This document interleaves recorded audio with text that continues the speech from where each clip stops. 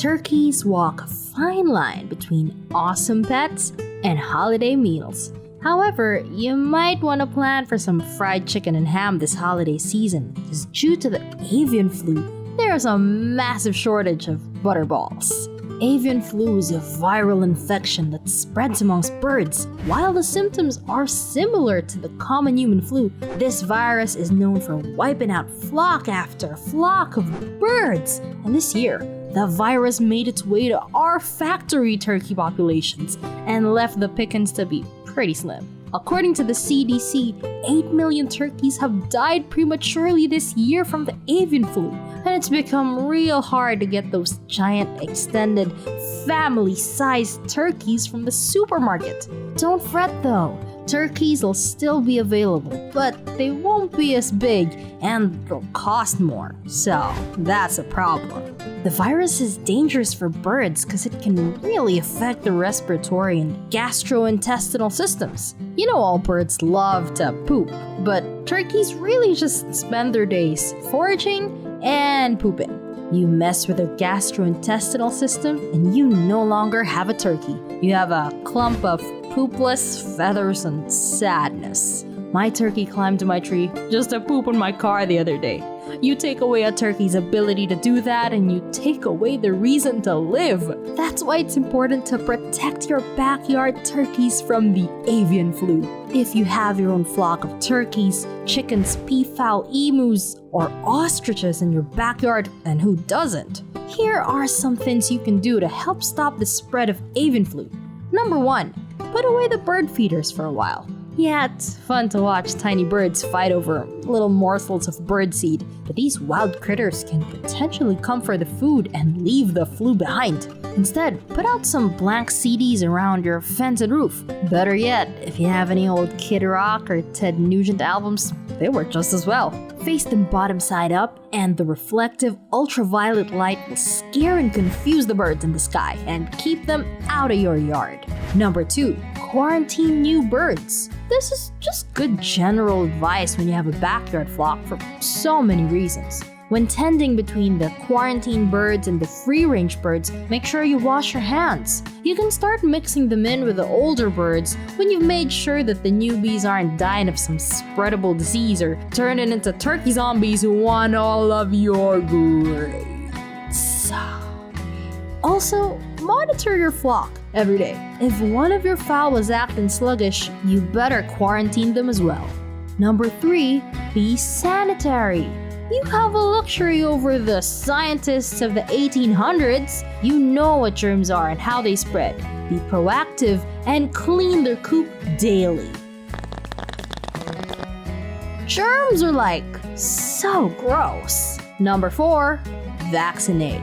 I promise your turkeys won't get autism, but that tiny poke might just save your little friend's life.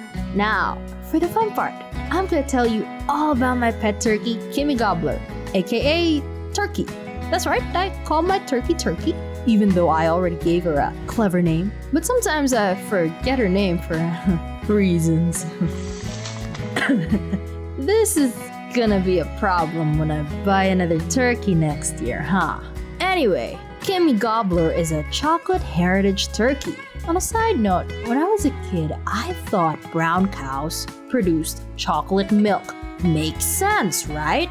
I tried this with Kimmy Gobbler once. It didn't work. Turns out it was night, Kimmy was asleep in her coop, and I was just milking the nozzle on my bike tire. I'd also forgotten that chickens aren't mammals and they don't produce milk. It blew my mind. Let's go over some interesting facts about backyard turkeys. Number 1, there are 2 kinds of turkeys you can get for your backyard. Heritage turkeys like Miss Gobbler here, and domestic turkeys. Heritage turkeys most closely match their wild counterparts, and are thinner, faster, and can jump pretty high. Hi. Domestic turkeys, on the other hand, were bred for meat production, so they're much larger than heritage turkeys. Now take a look at this bad boy. Now you know what I look like after a night of smoking, binge eating, and watching cartoons from the 80s on YouTube. Much like me, domestic turkeys are little chonkers and they probably won't attempt to fly because they can't make it too far off the ground. I can relate, tubby turkeys. I can't make it too far off the couch some days. Number 2. Turkeys have amazing eyesight. Humans have 3 cones in our eyes and they're used to perceive light and color. Turkeys, however, have 5 cones that perceive colors, normal light, UV light, and movement. Yeah, that's right, they can see movement in a way we can't even fathom. That's why Kimmy Gobbler will randomly run across my backyard like a maniac. Bet she saw a tasty fly or something. Get that little sky racing, Kimmy Gobbler. Number 3. If you want turkeys only for egg production, then you're being the turkey.